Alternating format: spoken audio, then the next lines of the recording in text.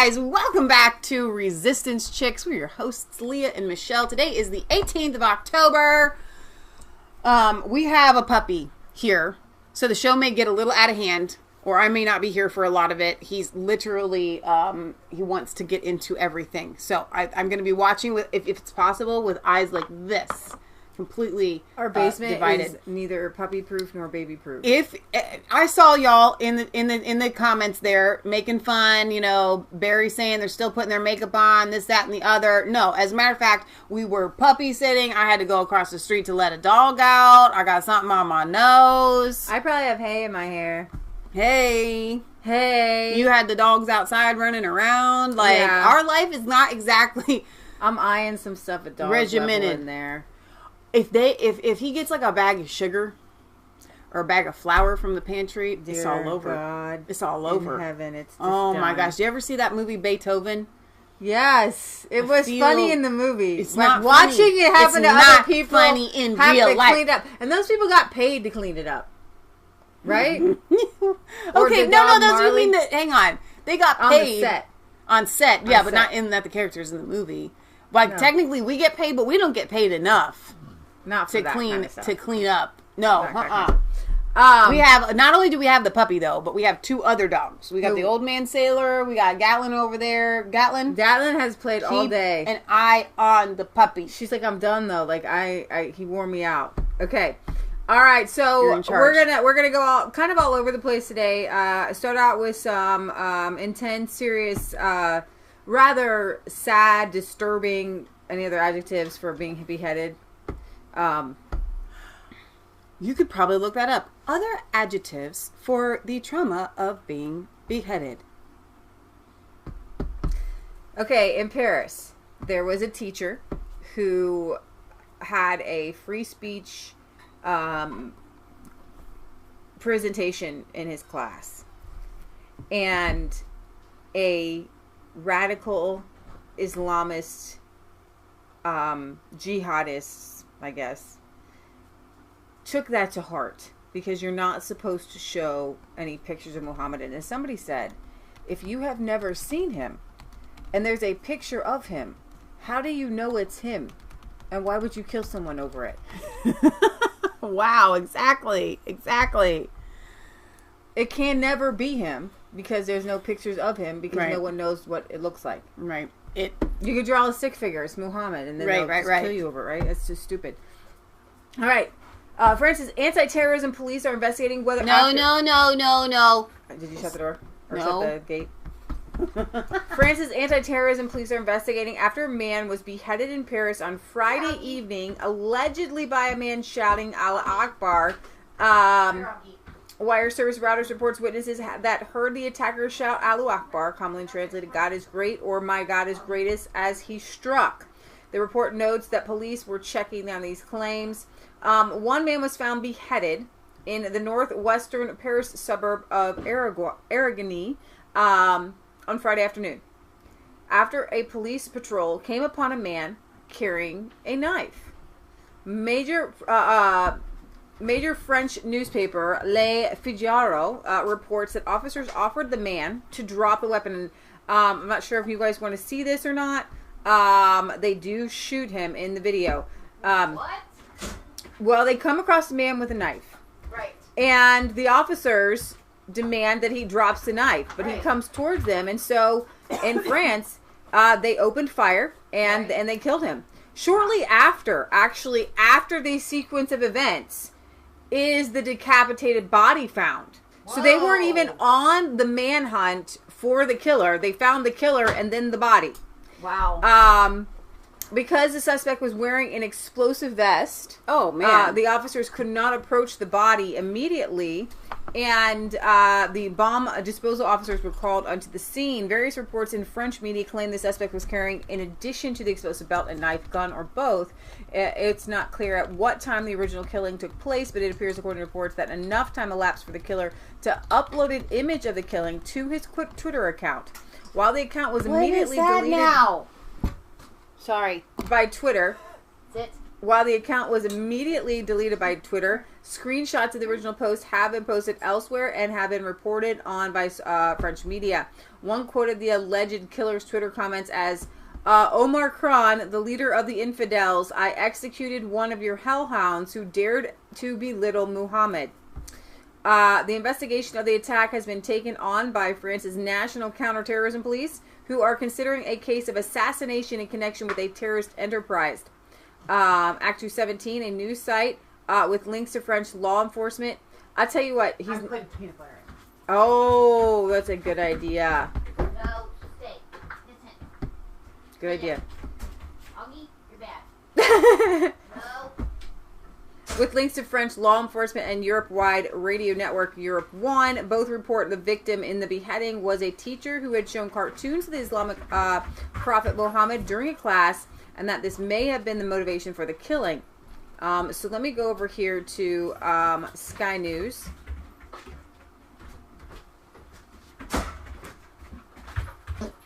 On the streets of this quiet town in the suburbs of Paris, the aftermath of a horrific act of terror.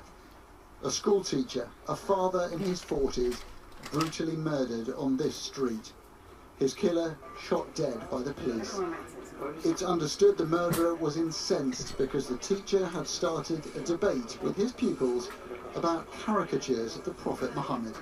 President Macron visited the scene. His education minister wrote this on Twitter. Tonight, it is the Republic that is attacked with this despicable assassination of one of its servants, a teacher. I think tonight of him, of his family. Our unity and firmness are the only answers to the monstrosity of Islamist terrorism. Just last month, 2 people were wounded in a knife attack in Paris near the former offices of the satirical magazine Charlie Hebdo.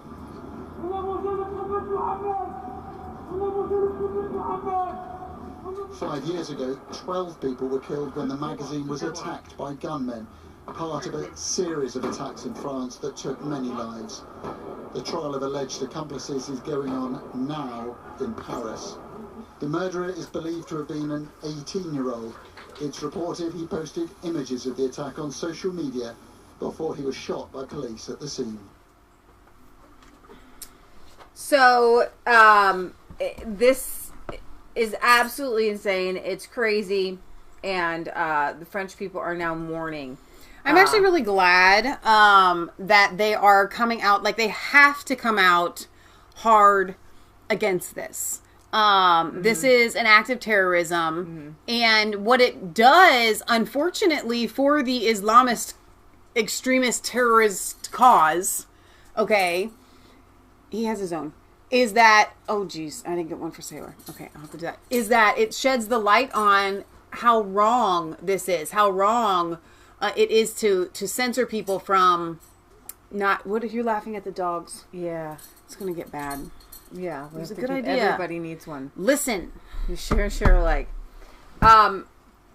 The mainstream media, their headlines were definitely kind of covering this up. They were, Paris teacher killed. They didn't want to put jihad. They didn't want to put terrorists in their headlines at all. So it's definitely a spinning of the narrative by the left-wing media for sure. But France mourns the murder of their. I think that at least for France, they're taking it pretty seriously. Murder of a Paris teacher, a terrorist attack. The victim is said to have shown controversial cartoons of the Prophet Muhammad during a class discussion about freedom of expression. In this unremarkable suburb, people coming to terms with a devastating act of savagery. A popular teacher from this school beheaded by a teenager in an Islamist terror attack. The killer was then shot dead by the police. This is the victim, Samuel Paty, who was 47, a father, a teacher of geography and history. Many pupils, parents and colleagues came here this morning. There was an air of grief and disbelief.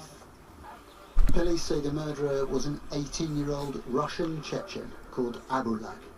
He'd come to France as a refugee. In this video you can hear his final moments. Oh my gosh. Police shout to him to lie down. The killer fires at them with a pellet gun. He then threatens police with a knife before he's shot dead. A fortnight ago, Mr. Patti showed his class cartoons depicting the Prophet Muhammad. Complaints followed and resulted in the teacher's identity being shared online. His killer posted a message on social media after committing the murder, blaming the attack on the French president. Emmanuel Macron has called for unity in the wake of this savage murder, but locals have told us they now worry that a rift could develop in their community. And this is all happening at a time of heightened tension in France and particularly around Paris. In Paris, the trial is now taking place of people accused of aiding attacks in 2015, including the one on the headquarters of the magazine Charlie Hebdo, where 12 people were killed.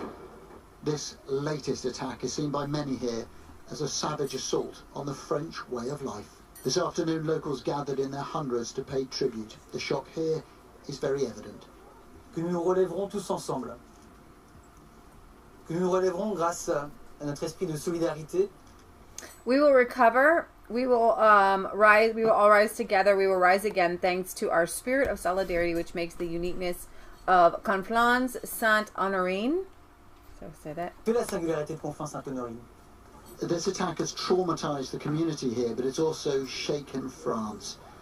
Adam Parsons, Sky News.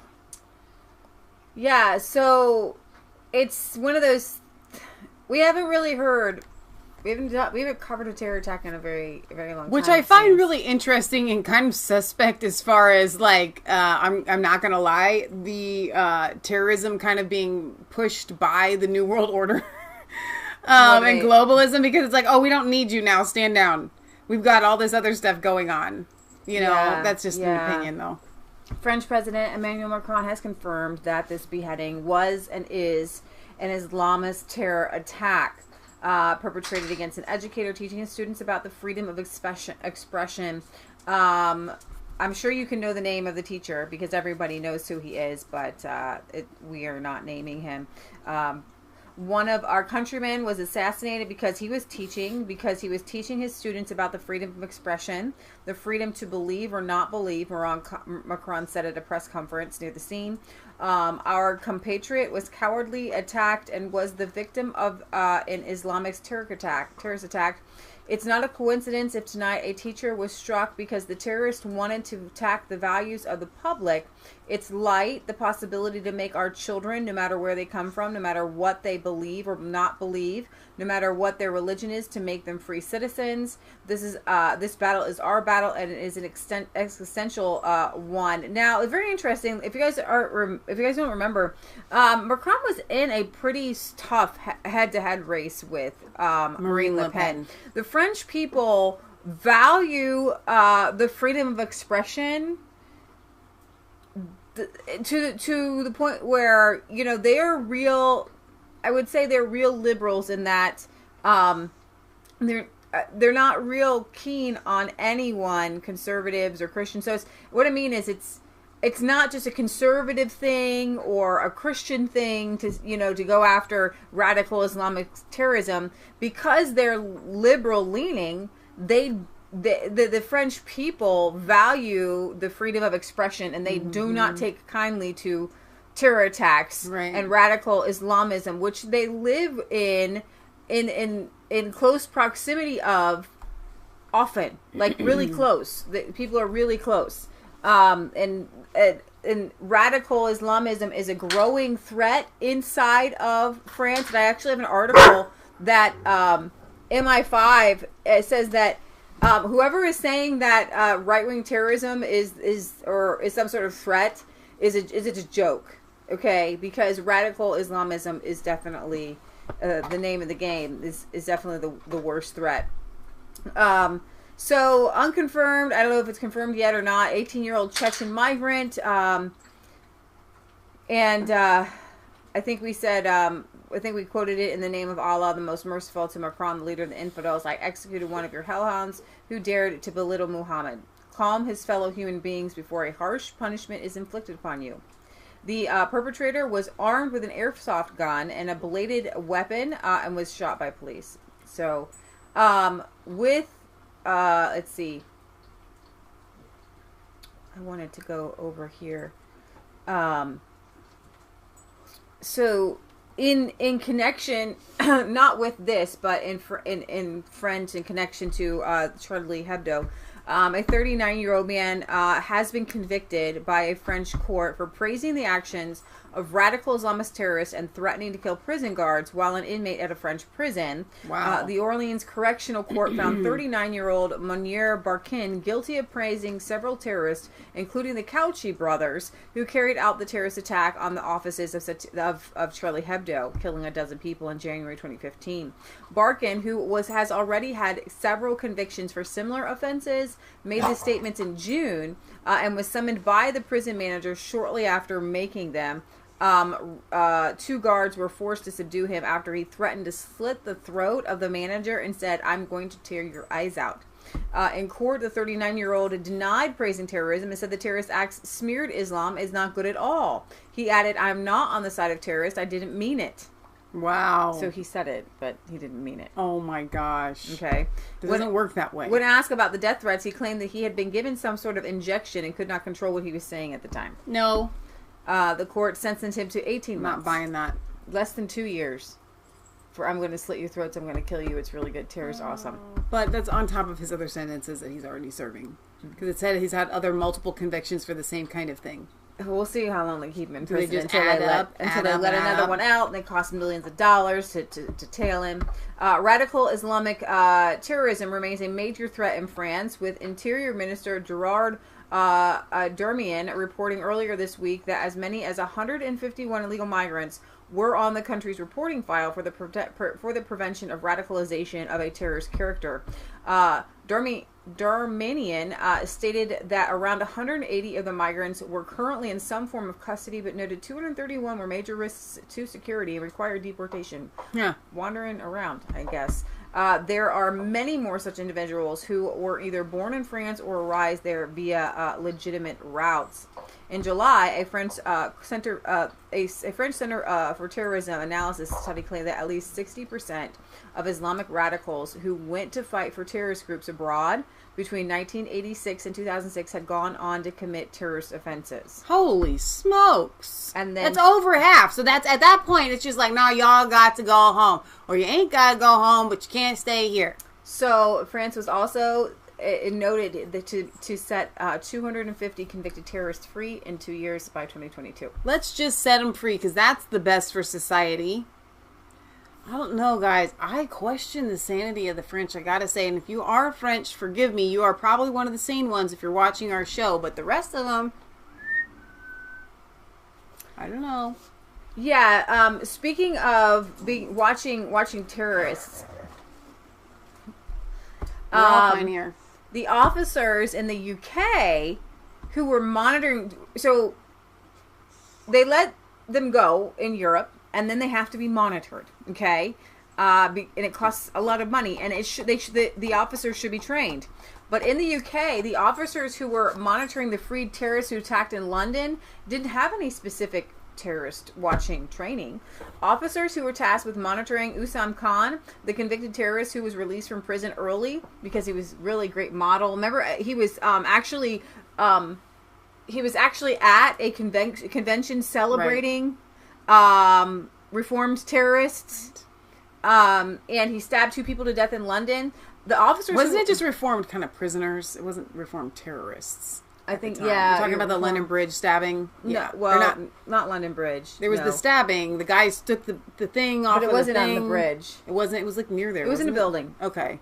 No, then we're thinking of 2 different ones, but go ahead. At the London Stock Exchange and the Palace of Westminster. Yeah, and that's when somebody grabbed the javelin or the... What was it? It was one of those harpoon. Other ex-prisoners. They grabbed a harpoon off of a statue or something. Khan had been convicted in 2012 of involvement in an extensive radical Islamist terror plot to bomb the London Stock Exchange and the Palace of Westminster, which also targeted the private homes of then London Mayor Boris Johnson and the Dean of Chapter House at St. Paul's Cathedral and 2 rabbis.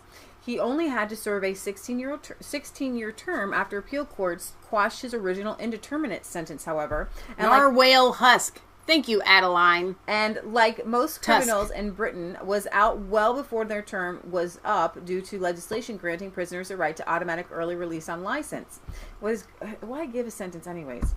Khan was assessed at the highest level of risk when he was freed, with 22 license conditions attached to his release. But this did not stop him from being able to carry out a deadly knife attack at Fishmongers Hall in London. Ironically, at a rehabilitation event. An inquest heard that the Prevent officers who were supposed to be monitoring Khan when he struck had no specific training in handling terrorist offenders. There was also no security check at the door at the Fishmongers Hall event where his attack began. Not even a rudimentary bag check.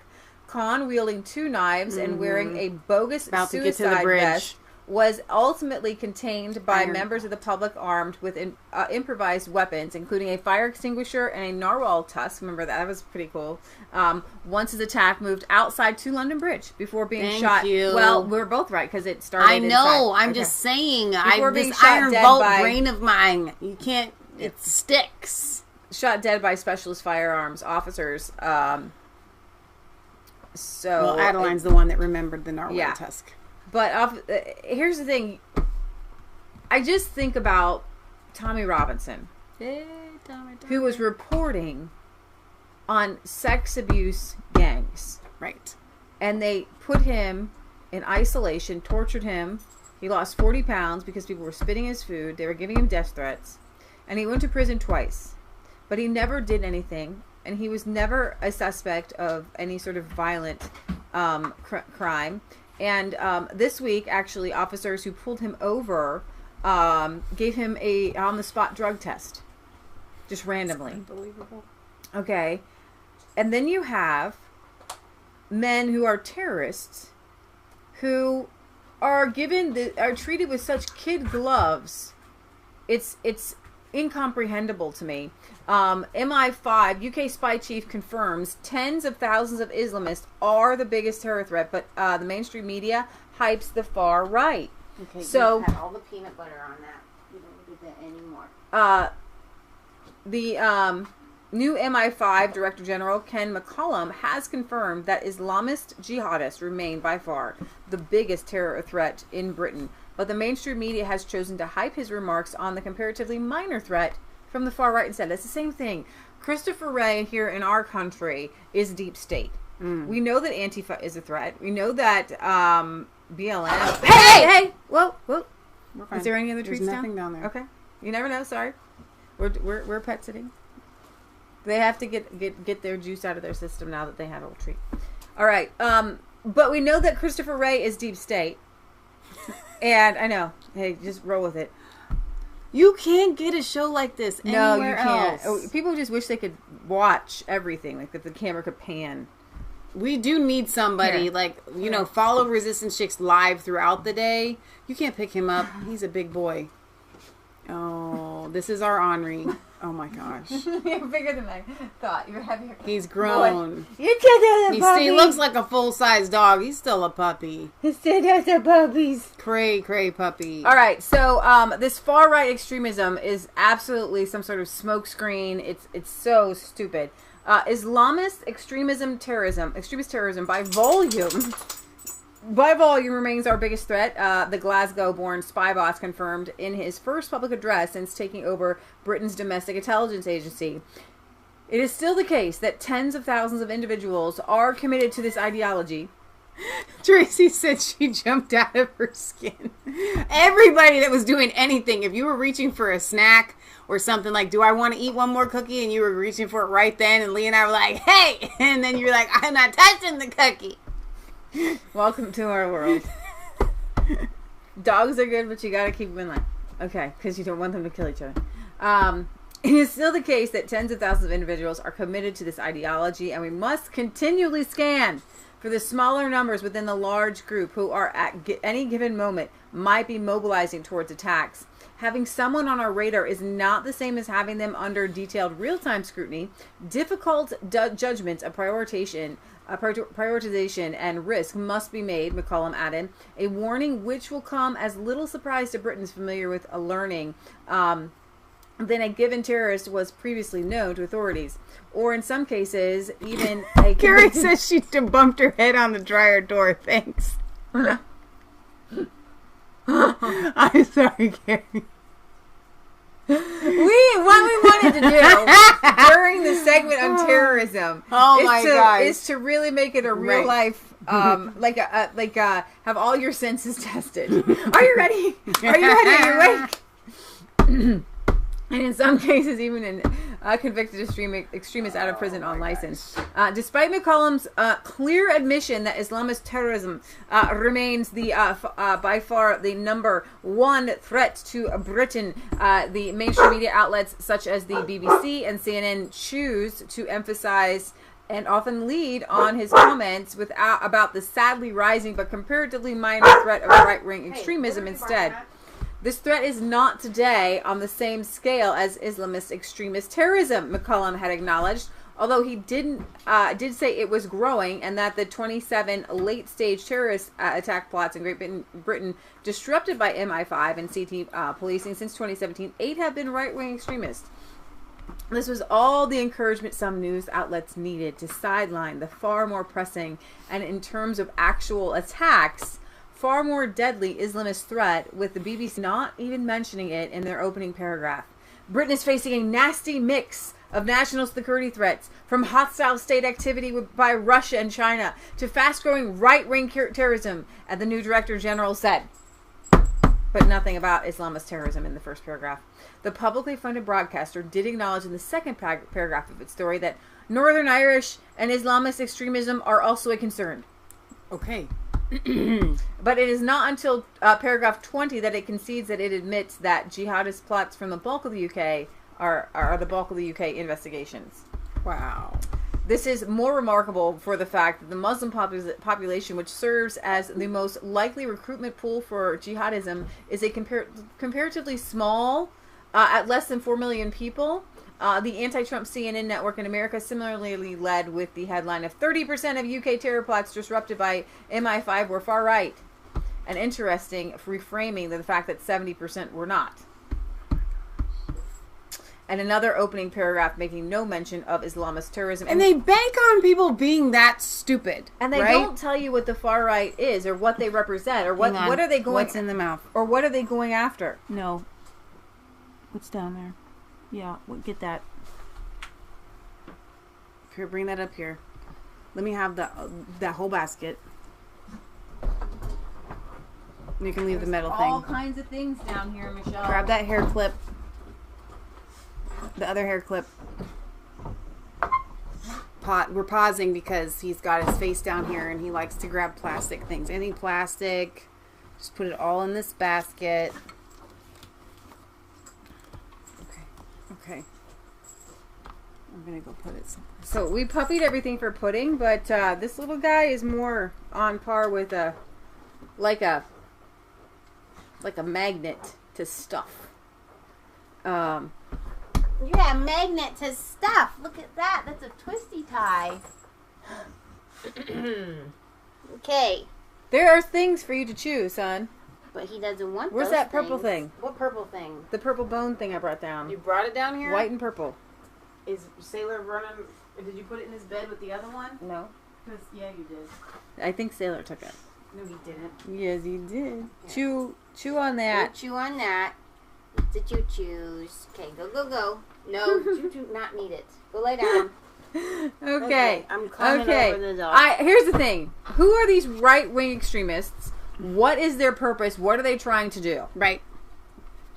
What is their ideology? Are they a group of people? We know nothing about them. The whole idea is just to smear people who are conservatives. Mm-hmm. Okay, because they never say left-wing. Well, what I find interesting Islamic is that terrorism. they try to lump radical Islamic terrorists into being like a right-wing and they terrorist. also say, because of their religious views, they're socially conservative. But left-wing, they're very liberal, they're very totalitarian, they're very statist, they're very fascist. I had a point I was getting to. Get your point. It doesn't matter. It's not that important. But when they try to peg all of these people as right-wing, they peg them as populists and nationalists, right? So it's the populist, nationalist, right-wing extremists, but the terrorists who are living in other people's countries, how can they be a populist and a nationalist? And so that's where I'm just kind of like, no, you're absolutely right. The idea is just to take the name to smear. Right. You're absolutely right. We're smearing everywhere. Well, Greeks deploy sound cannons to deter migrant boats, mobs at land border. So the Greek government is reportedly deploying sound cannons to repel illegal migrants attempting to force its land border or reach its territory by boat. The Mediterranean country has also deployed 2 long-range acoustic devices along the Marista River in the province of Alexandria-Rupolis. There's a good Greek name for you. According to reports, and will be used to deter mobs massing at the border fence as well as attempted waterborne crossings. The sonic devices are designed to focus high decibel beams, which create a painful and disoriented noise on targets, dispersing hostile or otherwise unlawful crowds or encouraging small groups or individuals to back off from sensitive buildings, ships, or other areas. They have previously been deployed to protect American embassies and naval bases. So the Greeks have been working hard to extend their border fences and reinforce them with it's trenches. a beam? It's a beam of noise that just like drives you crazy. Because I would be worried about damaging the hearing of people. You've seen it in movies, haven't you? Where people go, and you can't really hear anything. It's like, but if it but would it? What about the innocents that are there? I don't know. Get away, I guess. Go home. No, I can't tell people to get away when there's a boom sound beam coming. So here's the thing. Here's the problem with Greek and Turkey. Turkey is laughing because Turkey has in the mouth now. Turkey has the ability to really make everybody's life pretty miserable, and they are pretty happy about that actually.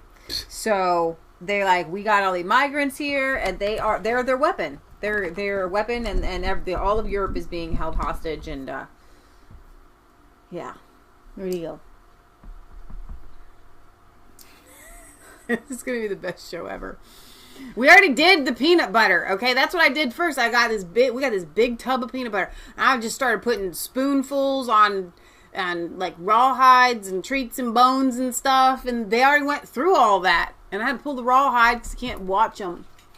He's over there scratching, not chewing. Okay, we can deal with scratching.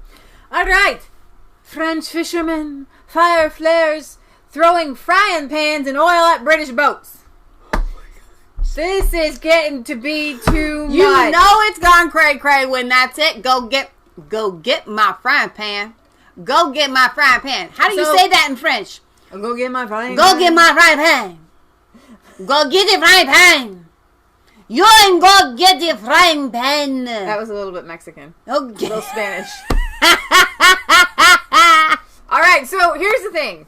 So we're gonna talk about, Bojo has gone out and said, you know what, we're really looking at no deal here, and a lot of this is about the fishing waters, but it's real life for the fishermen. Yes. Okay, so the French fishermen and the British fishermen get into a row, and the French fishermen were filmed firing flares and throwing frying pans at British boats in a revival of the so-called Scallop Wars in the English Channel. Amid ongoing disputes between the two nations over post-Brexit fishing rights, approximately 20 French ships surrounded two British fishing boats. This was like an attack. Okay, the girl Macy and the Golden Promise around 1:30 a.m. on Monday. It was dark off the coast of Normandy. Members of the French crews were caught on film throwing objects, oil, and firing flares. So here's the thing: if you're throwing oil and somebody else is firing flares, you're trying to catch their boats on fire to sink them. That's the plan. This is war. It's legitimate. That's like war. It's a homemade bomb, baby. Okay, that's not technically a bomb, but yeah, ish. I've seen things in the kitchen. The violence on the sea has reportedly been escalating over the previous weeks, with the skipper of the Golden Promise, Brian Winkle Whittingham, telling The Sun, "I was expecting it. This time they only do it in the dark. We can't use the radio when they do it, as they just talk over us instantly. So I couldn't check on Scott and see how he was." We were about 2 miles apart, and I had 2 or 3 boats around me. Scott had 15 around him, and they were throwing oil at him and firing flares. Oh my gosh. I was mentally prepared for it. I knew it was going to happen again. Whittington said that the actions of the French will not deter him from fishing scallops in the area, so he and his crew can earn their living. I'm going back over there today. I have a dog sitting down. It will happen again tonight. It will take me about 10 hours to get there. I'm mentally prepared for it to happen again. We don't fight back. If we start throwing things at them, it will be our fault and not theirs. So, let's see this.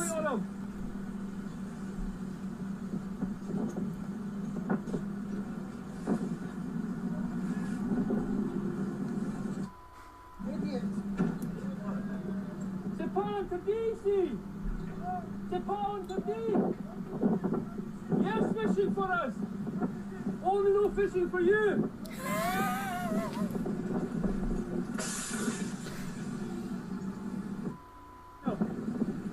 That looked like the British boat was firing the flares. No, it was coming at him. But he sounded French. No, he was very like Scottish almost. Okay, is that what it was? Yes. We were looking on our Scottish last night, and I said I sounded more like a man, a man than anything else. A crew member from the Golden Promise, Derek Meredith, said that if the flares hit the wheelhouse, and then the whole boat would have been engulfed in flames, possibly threatening the lives of the Britons on board.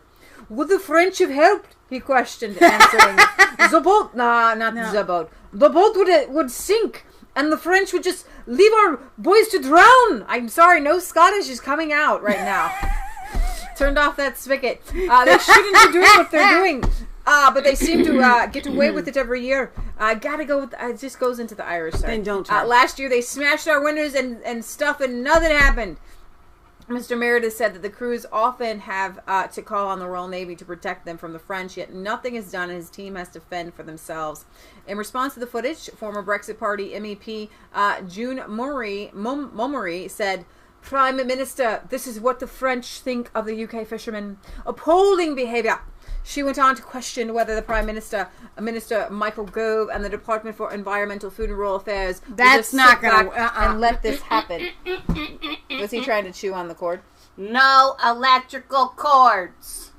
No. Give him something. Give him the purple thing. I did give him the purple We'll give thing. it again. Come here. No, let him sit there and give him the purple thing. Because he likes to sit at our feet.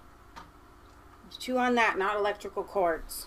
The House of Commons passed the fisheries bill on Wednesday in a move that would take back control over Britain's fishery waters once the United Kingdom is freed from the European Union control at the end of the Brexit transition period on December 31st. The legislation will allow the UK to become an independent coastal state after Brexit, meaning the foreign fishing boats will be barred from fishing in British waters without a license. Environment Minister Victoria Prentice said the bill represented a once-in-a-generation chance for British fishermen to take back control over the island nation's fishing resources. Yet the move has apparently drawn the ire of French fishermen on the other side of the channel. In 2012, a similar series of spats, commonly referred to as the Scallop Wars, took place. In October that year, approximately 40 French ships surrounded and tried to slam into a British scallop trawler, throwing rocks at the ship, which they claimed was in the 12-mile fishing exclusion zone, a claim denied by the British fishermen. In 2018, 35 French fishing ships surrounded and rammed into 2 British boats.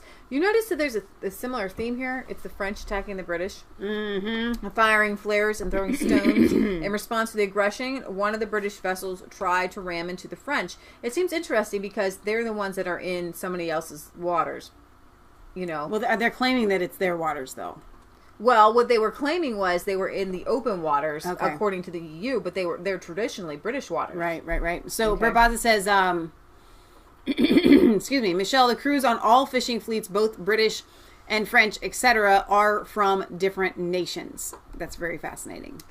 Monty Python legend warns hate speech law is disastrous to the creative process. If you've ever seen Monty Python, you recognize that their whole deal is to say the uncouth, politically incorrect. The politically incorrect is our line of comedy. Right. And comedy isn't fun anymore. To the left, here's the thing. They're not funny. There's no funny. There's no funny. It's funny to make fun of political correctness because those are the uptight ones. Those are the stiff necks. And it used to be the conservatives were the people who were, stoic and hard-lined. Right. But now, if you say anything against climate change, that's just bad, and we can't talk about, we can't even joke about it because people are dying. Right. It's not even funny. You can't. You know what I mean? So British comedian John Cleese has warned that even more restricted hate speech laws, such as those proposed by the SNP administered in Scotland, will be disastrous to the creative process. Appearing in an online debate hosted by Dr. Simon Knight of the Academy of Ideas, Monty Python legend was asked about such iconic moments in his career as the infamous Don't Mention the War episode, which you guys have sent us 5 million times from Faulty Towers, temporarily, and it's funny. It is funny. It's funny, okay? And I appreciate people who can take serious things like that and bring some jovial, like Bob Hope satire and funny to them. Like, and I do believe, especially when it comes to dictators or radical Islamist terrorists, the best thing to do is to use humor. Yeah. Because it takes their power away from them. It takes, the idea of terrorism is to make you afraid. If you're laughing, then you're not afraid, and they have not reached their goal. Yeah. Right? So, temporarily memory hold. Remember, the BBC controlled UK TV streaming service actually memory hold with outdated language, that episode. And whether they could be recreated today in a culture in which some judges have ruled that context is irrelevant in determining whether or not something constitutes... Gatlin, go lie down. Go lay down. Go lie down. You don't ever play with that toy. No, you're not going to go steal it. She's a stealer. She's a toy stealer. I'm to tell you, is a toy. It's like she's a kleptomaniac. It's fine. She only wants it when it's someone else's. Right. Come here, Gatlin. Gatlin.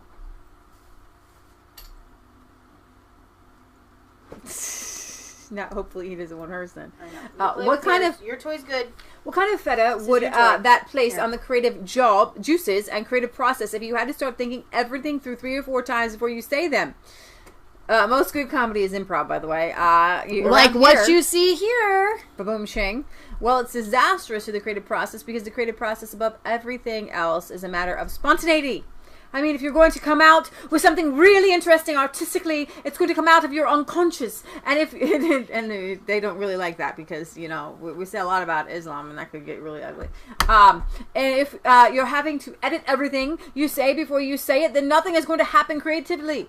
And also things that are rather lovely and funny in ordinary conversation, they're not going to happen either because everybody's thinking, ooh, somebody might be offended. Right. Cleese added that he had himself recently been in trouble for referring to someone as jolly, being told no, you can't say jolly now because that means fat. Like Santa. Jolly old Saint Nicholas. So I looked it up in the dictionary, and of course it doesn't mean fat at all, but to a small number of people it means fat. And therefore they're trying to control the way I speak because they have a little private rule themselves that it has completely different meaning from one I've grown up with. This is a sort of oversensitivity, and I think some of it is because of people who are trying to feel that they're very good people. Almost sit around waiting to be offended. You see it. You got the gun. And you're like, boom! Boom! It's like that. It's like the left and these social justice warriors, they like salivate for something to be offended at. Okay? So that they can say, oh, I've been offended. Sorry, everyone, but that's it. I've been offended, and this person who offended me is a very bad person. I mean, it's actually very silly. Very, very silly. They find that most of these people in Hollywood and these sorts of places and even politics, just want attention. And so if they find that they can get attention and just any random person, if they find they can get attention by claiming, I've been offended, then they will. They'll just make it completely up like Jussie Smollett. So, I've got something that's really going to offend you. In Scotland. Yes. We very rarely go to Scotland, but you know who's going to Scotland a second time?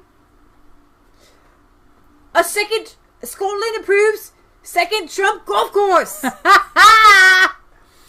Oh my gosh. Authorities in Scotland have approved plans by President Donald Trump's family business to build a second golf course in Aberdeenshire, despite campaigning from environmental activists. The Aberdeen Council published documents Friday showing it gave full planning permission for the development subject to some conditions, such as measures to minimize the flooding risk at the site located on Scotland's northeast coast. The 18-hole course, to be named McLeod, after Trump's mother, Marianne McLeod, would be built next to the original Trump International Golf Resort on his Mean estate north of Aberdeen, which opened in 2012. I guess that's the presidential ancestral home of Scotland. That's pretty awesome. Yeah, it's kind of huge, isn't it? Yeah.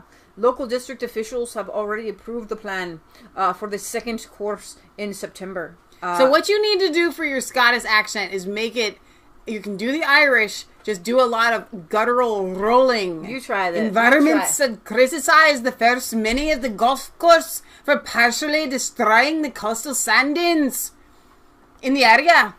That's pretty And good. the second course could cause the dunes to further erode.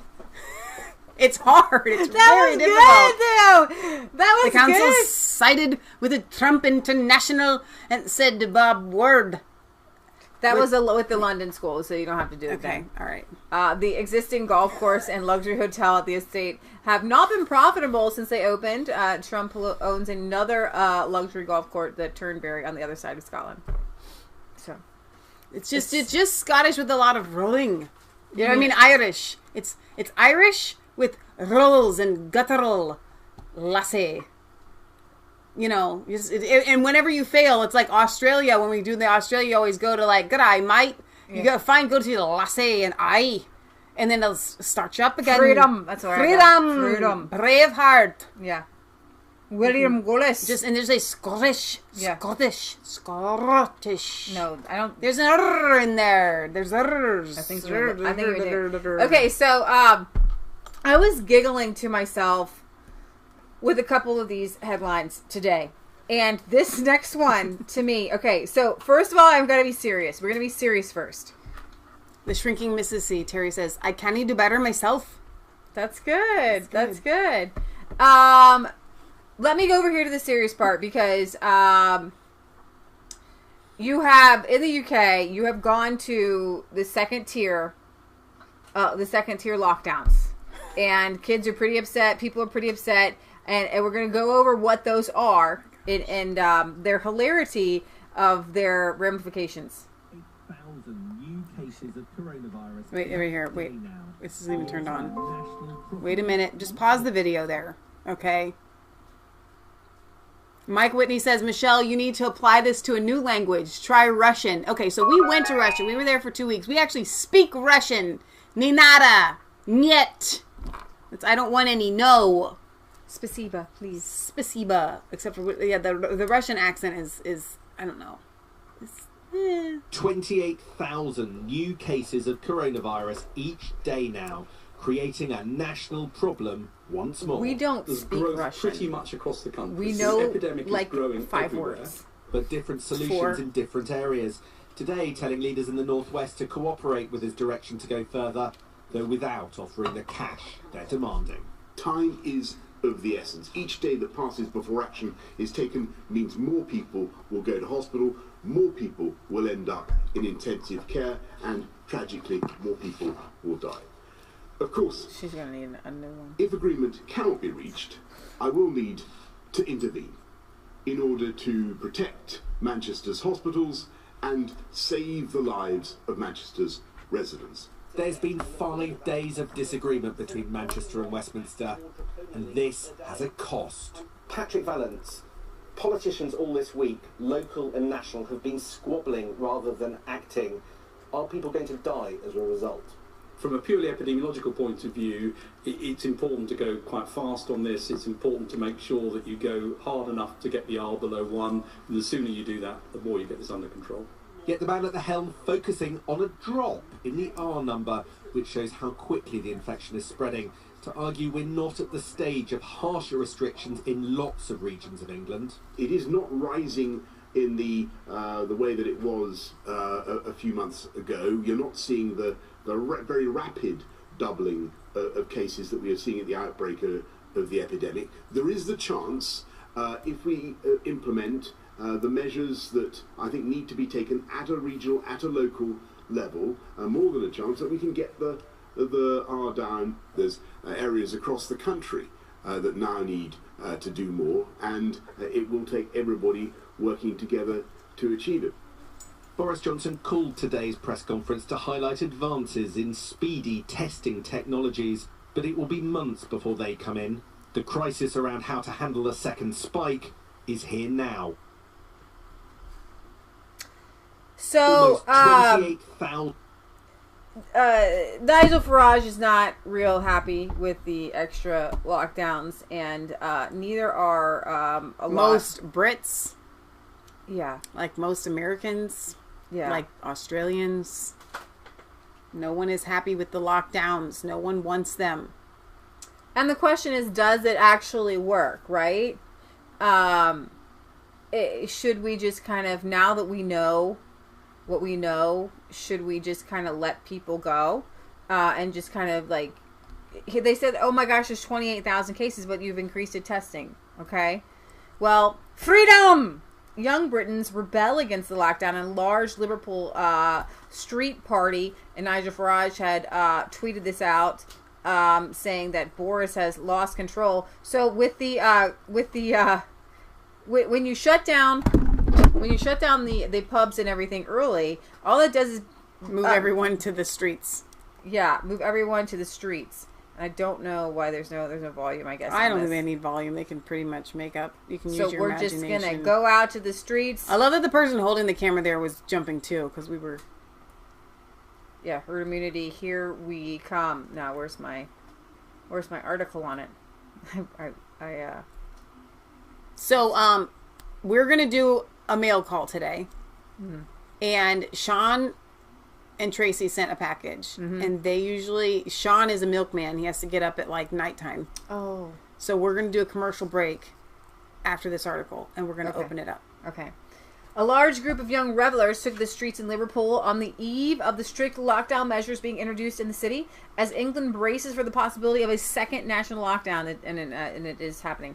In a rebellious expression of defiance, crowds gathered in Liverpool city centre on Tuesday to dance and sing as the pubs close for the last time before another lockdown is imposed. On Monday, Prime Minister Boris Johnson unveiled a three-tier system for lockdowns across England, placing Liverpool under the strictest three-tier measures.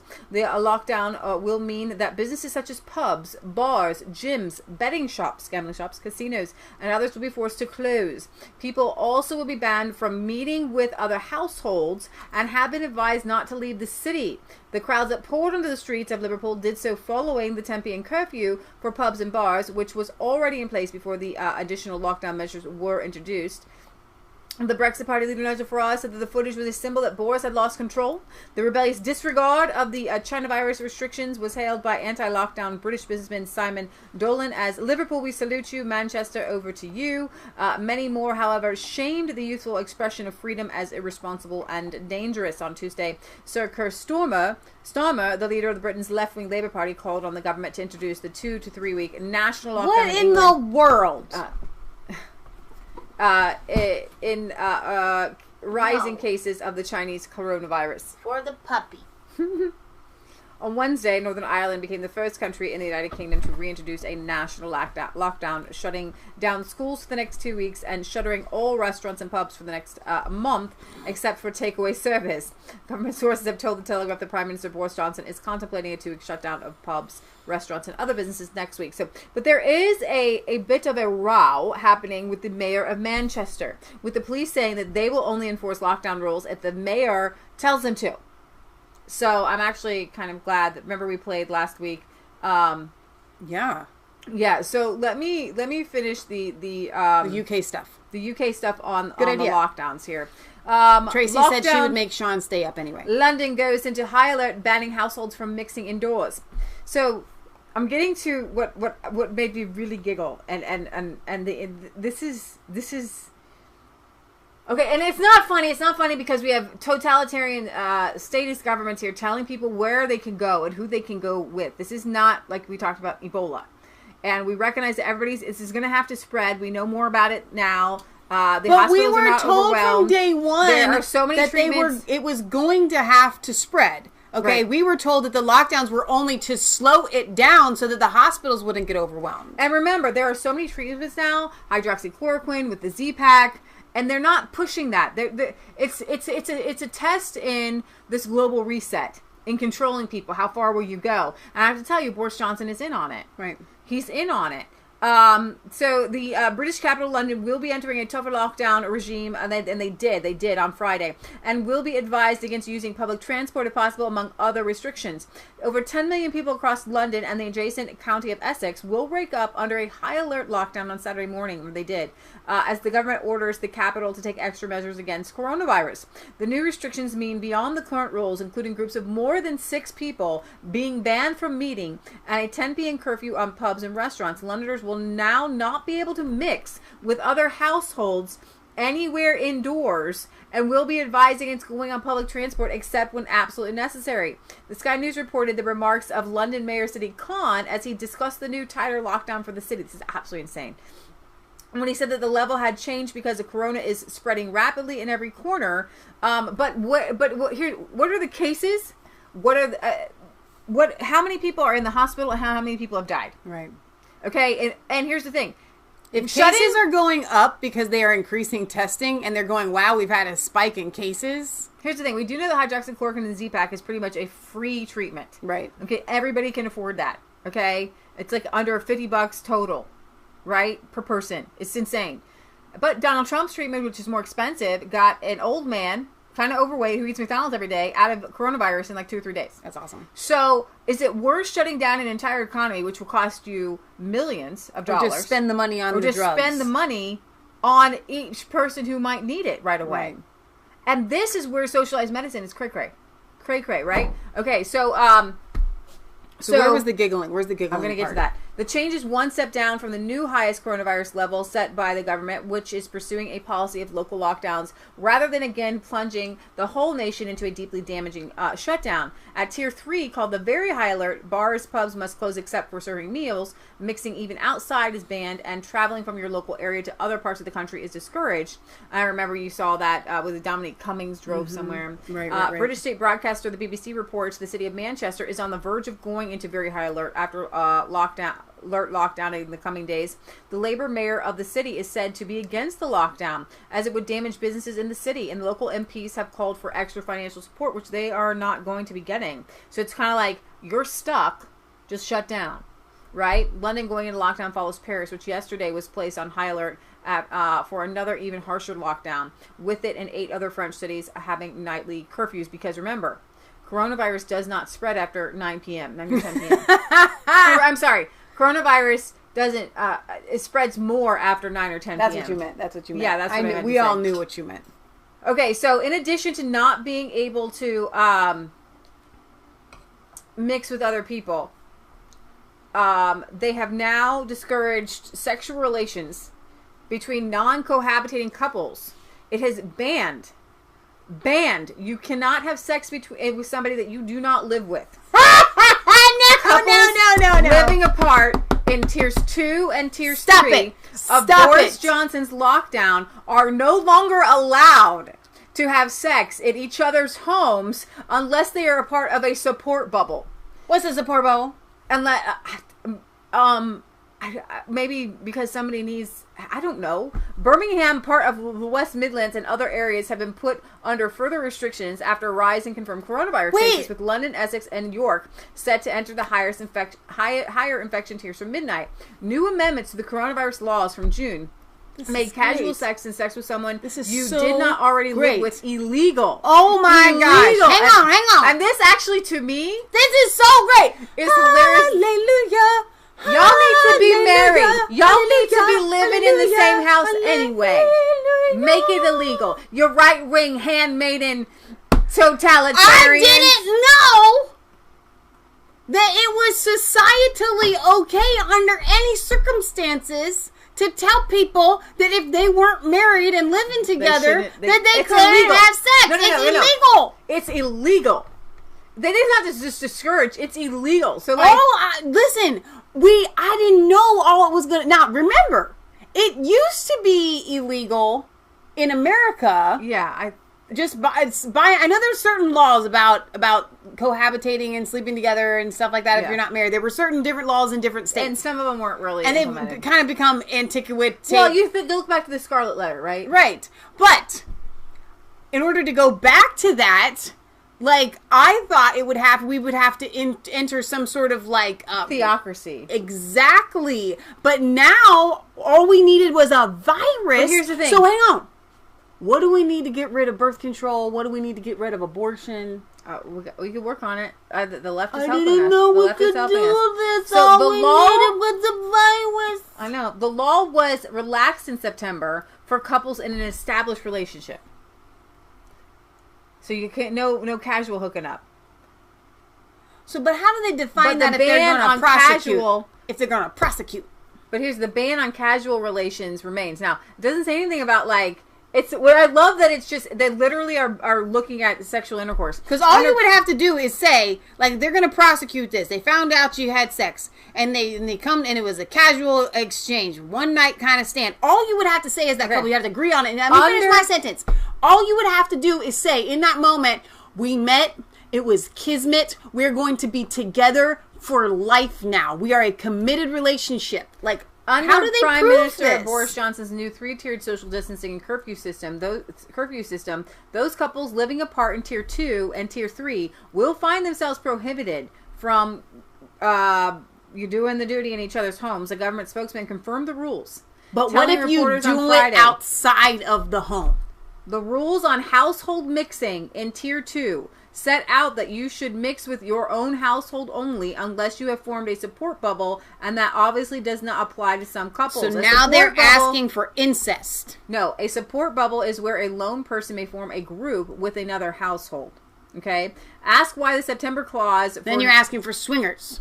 Ask why the September clause for non-cohabitating couples not in an established relationship was removed. The government spokesperson explained, because of the purpose of the measures that were put in place is to break the chain of transmission between households, and the scientific advice is there is greater transmission of the virus indoors. Couples not living together and not in a support bubble may still meet outside, as long as they follow social distancing on the hand, face, and space rules. So 6 feet apart. 6 feet apart. Wait a minute! I have an objection. 6 feet apart. Is the Prime Minister of the UK a married man? He's living with the person. Against cohabitating couples. You have to live in the same household. Did they live in the same household before she got pregnant? But there was no coronavirus then. I'm just saying, that's what's so funny. It's only because of this daggum coronavirus that now everybody's got some sort of moral streak. Yeah. So the issue of these relations and the coronavirus hit headlines in May when it was revealed that the architect of the first lockdown, the Imperial College's professor, Neil Ferguson, had allowed his married mistress to travel to his home twice, despite it being a direct violation of the rules, which there's many rules that you violate there. Wait a minute. When you are in the UK and you say married mistress, it sounds sophisticated. Okay, well, she's married and his mistress. He's married? They're both married. They're both married. Yeah. Okay, so what that should read is, who was this person again? His mistress. No, the guy. It's a college professor. Neil Ferguson. Neil Ferguson, college professor, and his adulteress. No, he's the Imperial College's professor. He wrote all the lockdown stuff. And he is in an adulterous affair. Mm-hmm. And now it's well known. Was it known before, or was May. this was May? But was it open? Yeah, they knew in May. It came out in May. We covered it. I'm just saying. Why do you feel like you look so confused? But they're not married now. I would think you would break up after that. I don't know. I don't know if they got divorced. I don't know. I have no idea. All I know is that he mixed households. And he was forced to resign as the government's scientific advisor. How did they find out? With the police saying they would not be investigating the situation, despite I want to know how they're going to prove all this. Criticism for the how do they prove?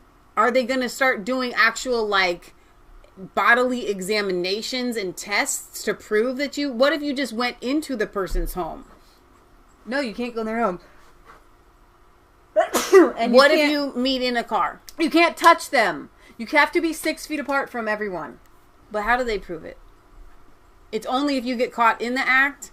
It's only if you're caught next to each other. Yeah, if you're caught going into somebody's house, if you're caught next to them, I guess. Okay, but what I'm saying is, why do they have to take it so far as to use the word sexual relations? That's really crazy. Why can't if it's they just say, you can't go into someone else's house, why do you have to take it to that extra degree?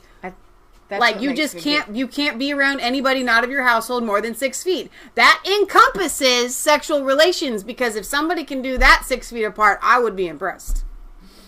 Move on. Is that it? Yeah, that's it. Okay, let's go to, now we're going to go to some very pious mail call here. Where actually the Bible is pretty clear that, you should not be, you got to stay, you got to keep your distance from people you're not married to. Okay, so I actually don't have my knife on today, so we're going to try and open this up without a knife here. Maybe not. Try this. No. Try just getting this under here. This is a hair clip. I thought it might be able to get underneath some tape. Get your fingernail in there, maybe. Yeah, well, once you get me a hole, I can get in there. Okay, here we go. All right, so this is from Sean and Tracy in the UK. Also known as the Shrinking Mrs. C here in the chat on YouTube. Here, let me change the lighting so we don't look quite ghostly. Quite so ghostly. It's our Halloween episode. Right. Okay, so we were gonna do a mail call at the end of the show, which we still will do. We've got 2 or 3 other things. But this is coming now because Sean is a milkman and up really early he's got school to deliver the milk in the morning. That's a joke. Who's the school? Oh, I was gonna say he's going to school. He didn't tell me. No, he's not going to school.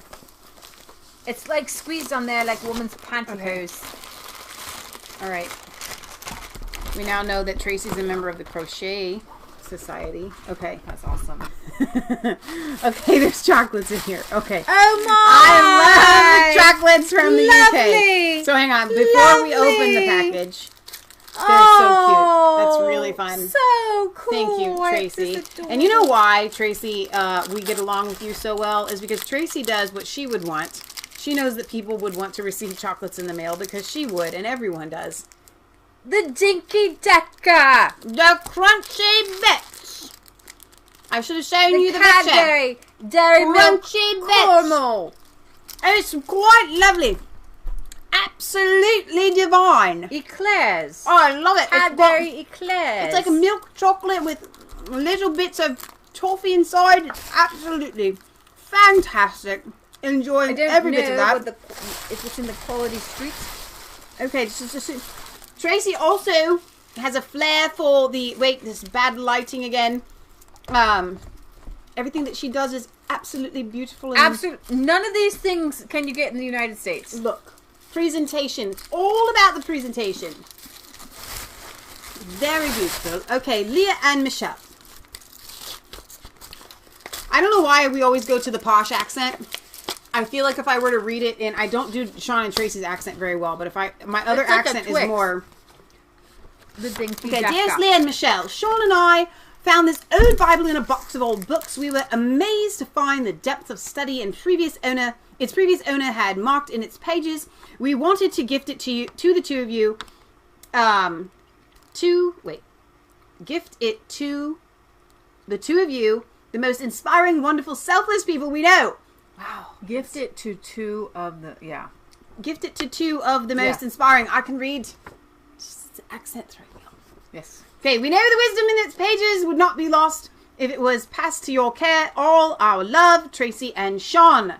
Absolutely, her handwriting is so nice. I'm gonna cover up the packaging. I did show the packaging. Her handwriting is really, really nice, and this is really pretty paper. Okay. So, did we get any double deckers? You got a double decker. I didn't. Don't you eat my double decker? I didn't hear you can have half of mine. You double decker, you. Oh, right. The candy from the UK is quite nice. It is quite nice. I actually like it better because it's just a little the double decker. I found that I do like the British candy better than American candy because then it's kind of like a Twix bar. When I taste American candy, then Michelle can read British. I can read British. It's my second language. I read British so well. Every time I read it perfectly. That's what. Almost. Always. Almost. I better not put that on the floor. I'm so used to putting it on the floor, the puppy will eat the whole box. Or the empty box. Now, if you're just joining us, we're taking a mild commercial break to open up this beautiful historical antique Bible Sent to us from our very dear friends and moderators on the channel. Sean and Tracy. Whoa. Oh, that's really nice. It has somebody's initials, I guess, on there. Wow. I like to smell old books. You can smell them. Don't eat those. They may not be good now. Of course they're good. They're absolutely delicious. What is wrong with you? Chocolate does not expire. So this was translated out of the original tongue. So translated from Greek and Hebrew. It's set forth in 1611.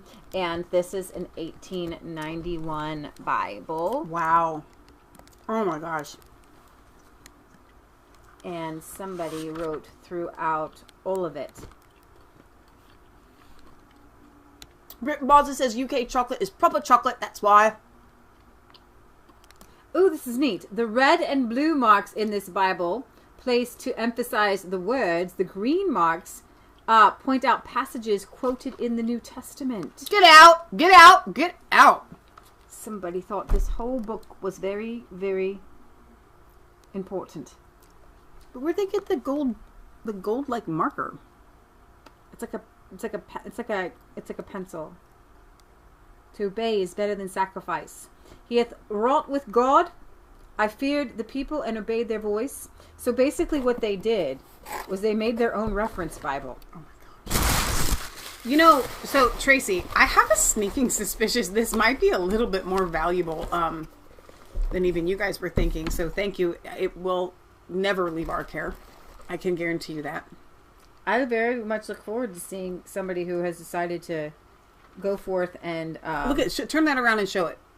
No, just show that page with the markings and stuff. That is so incredible. So in the green, they have put, now this is so cool because in the green what they have done, and then they put like Romans 4, 7, and 8. So blessed is he whose transgression is forgiven, whose sin is covered. Blessed is the man unto whom the Lord imputeth not iniquity. So what they did, and I don't know how they did all the cross references themselves, but I guess if you go to Romans chapter 4, carefully, because it's, you know, an older book, which is obviously, if somebody has kept this good care of this old of a Bible, more power to them, because I have Bibles. So Tracy, hang on. You said you found it in a box. Okay. You found it in a box. We don't have... What kind of box? Where did the box come from? Is this from a family member? Is this from a yard sale? Or... I need to know. We have to have history. There's no name in the front. Nobody said this is my Bible. My name is, you know, John Smith. That's a good question. I'm trying to find Romans 4. Okay, Romans 4, 7. Romans 4, 7. Blessed are they whose iniquities are forgiven and whose sins are covered. Blessed is the man to whom the Lord will not reckon sin. All of the things that are written, like underlined, it's kind of like, have you seen those people that do the, what do they call the Bible journaling? The handwriting is so nice that they emphasized some really nice passages at the top, like that the promise may be sure at the top of that page. You know what I mean? Abraham, father of all of them that believed. And then they put a reference, see Galatians 3, 9 through 29, see 4, 17, delivered up for our trespasses, raised for our justification. They did it so, what you, I don't know if you can see, but they wrote it in pencil and then went around what they were writing in like an orange pencil. So it really emphasizes it. And what I mean is somebody took the time to really, you know, make this into something, and someone that was really studying without the camp violence. So these are just more references at the beginning. This is amazing. And so actually it goes perfectly well with the red pill, because that's the whole point. So it's the Oxford University Press. Translated out of the original tongues. Okay, you did? Yeah, all right, I'm sorry. Wow. This is so cool. Oh my gosh. And there's a preface that kind of explains a little bit more about how it was written and why they used the certain translations and stuff that they did. Sean and Tracy, look at this one. Israel is my son, my firstborn. I am Jehovah. Look at how bold they wrote that at the top. That's so. Oh my gosh. I have remembered my covenant. I will redeem you. Whoever this person was, I feel like this Bible in and of itself, even with, it has to be anointed. Just whoever put this much into. I wish their family had it, but I'll take it. I know, there's no name. There, well, and maybe we will find one in the going. Oh my gosh, look at all this at the back, Leah. Created a little bit of a appendix. Yeah, look at this at the back. Oh my gosh. So cool. So amazing. The prophets, Daniel, the priest. Oh my gosh. So they created a little appendix. Cool. It's a tiny little Bible, but they created. Can God? Question mark. Genesis, Job, Psalm. Like answer. Can God? And then there's the yes. Yes, he can. That's awesome. I love it so much. I cannot wait to show this to Kansas. We have initials. We don't know what they mean, but Sean and Tracy. Thank you. That's so we awesome. Cannot thank you enough. That is so unbelievably fun and awesome. I am a person. I'm beyond like, excited. I feel like I'm already. And you know what? We're going to keep your little note. I'm going to put it back in the envelope and keep it in there. You can use it as like a bookmark. All right. Well, thank you. Beyond what we can actually verbally say. I should have opened that envelope nicer. I wanted to keep it. So someone was asking, Leah and Michelle, when is the final coming of Jesus? Well, you know what? You will just have to stick around to the Revelation Red Pill Academy to find out the answers to that. All right. Could be November 4th, 2020. We don't know. That's so funny. That's so funny. All right. She says you are more than welcome. I think he wrote at the back too. Yes, he did. You think it's a he? You're assuming it's a man. I was thinking it's a female. It could be a man. Definitely Why do I be a think man. It looks like a female, but it feels like... Would a man put that much flair into it? The wages of sin is death, but the gift of God is eternal life through Jesus Christ our Lord. If you live after the flesh, you must die. Die by the flesh. So here's the problem with chocolates. I know. Coming in the middle of the show is Michelle has to use insane restraint. A lot of stuff on the kingdom of God. Kingdom of God. That means they might have graduated from the Revelation Red Pill Academy. Because they have, O Jerusalem, Jerusalem, which killed the prophets and stoned them that are sent unto her. How often I would have gathered you together as a hen covers her chicks. Behold, your house is left unto you desolate. And I say unto you, you shall not see me until you shall say, blessed is he who comes in the name of the Lord. And that's Jeremiah 12 and 22:5 and Psalm 33 and Psalm 118:26. And he goes on to say the kingdom of God. That's awesome. So... He or she, we don't know. He or she. We're not going to gender the Bible person. You're being a good puppy now, huh? Because you got peanut butter in your I can't even really read these initials. Okay, so we got to move on because we have to close off our show pretty soon. Because we got to go to another puppy. But here we are, you guys in the UK. We've been following Brexit since 2017 and 16, kind of. But Bojo has sent some warning shots. And I don't know if it's just another, crazy, what am I looking for? Threat. But breaking news on the 16th. Boris Johnson says the UK must prepare for a no-trade deal with the EU from January 1st. Says the EU is not willing to give the UK a Canada-style deal. If the UK comes back with a fundamental change of opinion, then the UK will listen, but says that doesn't sound likely after the summit. Now is the time for our businesses to get ready, and we're willing to discuss the practicalities. Given that they have refused to negotiate properly for the last few months and want control over our laws in a way that would be unacceptable to a sovereign state, it is time to prepare for a deal which is trading more like Australia. Question, are you walking away from the talks? Answer, as far as I can see, they have abandoned the idea of a free trade deal. There doesn't seem to be any progress, so what we're saying is come here, come to us, but unless there's a fundamental change of approach, We are going to go to Australia, and Nigel Farage says, a Canada-style deal was always impossible given the withdrawal agreement. Boris now reaching the right solution. So where does that leave, where does it leave you guys? I don't know. Boris walks away. Bombshell announcement as UK declares EU talks have failed. The European Union has shown no intention of accepting and entering into a Canada-style deal with the United Kingdom in the post-Brexit era, and talks have therefore failed, Boris Johnson said on Friday on the second day of the Crunch EU summit. And where's the purple thing? We're just kind of nibbling on our UK hat here. No nibbling on the UK hat. Did he eat the feather? No, he was just chewing on the tool. The tool. Okay. We should have done that whole segment with our hats on. All right, the United Kingdom will now be putting its energy into preparing the country for a full no-deal Brexit on January 31st. Prime Minister Boris Johnson said Friday lunchtime after 2 days of high-level talks with European leaders appearing to have failed in producing progress. Oh, wait, all our volume here. All of our volume here. Jim West says 90% of the deal is done. Boom, boom, boom, boom. To judge by the latest EU summit in Brussels, that won't work for our EU partners.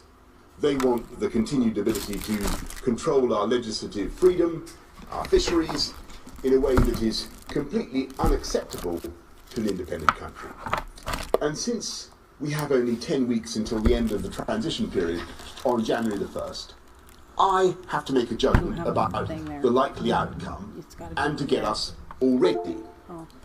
And given that they have refused to negotiate seriously for much of the last few months, and given that this summit appears explicitly to rule out a Canada-style deal, I've concluded that we should get ready for January the 1st with arrangements that are more like Australia's, based on simple principles of global free trade. And we can do it because we always knew that there would be change on January the 1st, whatever type of relationship we had. And so now is the time for our businesses to get ready and for our hauliers to get ready, for travellers to get ready.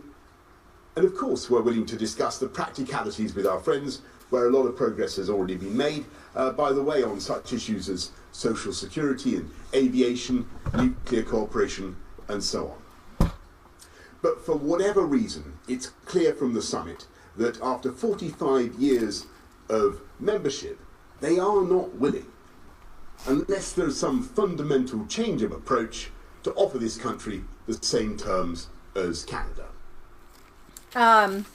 Yeah, so oh no. The talks had stalled for months over very fundamental differences over what both sides wanted out of the future relationship. I need to grab them. I need the candy wrapper. I need the candy wrapper. Nope, it's not. You don't have it all. I got it. See, it just doesn't stop. The talks had stalled for months over very fundamental differences over what both sides wanted out of the future relationship, while Britain wanted a deal with Europe. It's okay. Pretty much all of it. I'm hearing a crinkle.